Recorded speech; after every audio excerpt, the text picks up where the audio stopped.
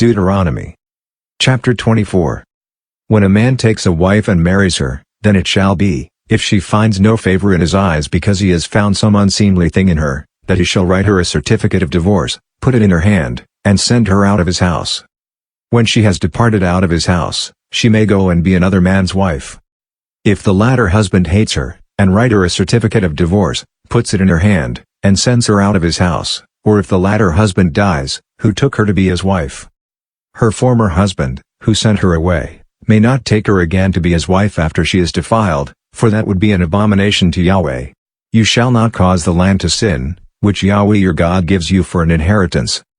When a man takes a new wife, he shall not go out in the army, neither shall he be assigned any business. He shall be free at home 1 year, and shall cheer his wife whom he has taken.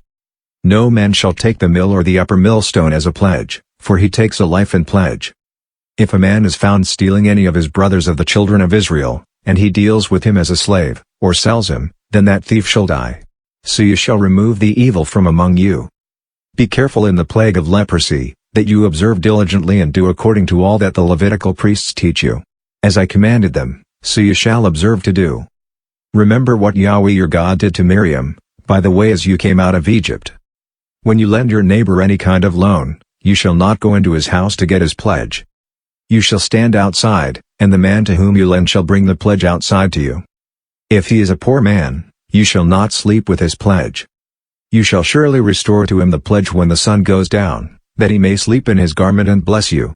It shall be righteousness to you before Yahweh your God. You shall not oppress a hired servant who is poor and needy, whether he is one of your brothers or one of the foreigners who are in your land within your gates. In his day you shall give him his wages, neither shall the sun go down on it, for he is poor and sets his heart on it, lest he cry against you to Yahweh, and it be sin to you. The fathers shall not be put to death for the children, neither shall the children be put to death for the fathers. Every man shall be put to death for his own sin. You shall not deprive the foreigner or the fatherless of justice, nor take a widow's clothing in pledge. But you shall remember that you were a slave in Egypt, and Yahweh your God redeemed you there. Therefore I command you to do this thing. When you reap your harvest in your field, and have forgotten a sheaf in the field, you shall not go again to get it.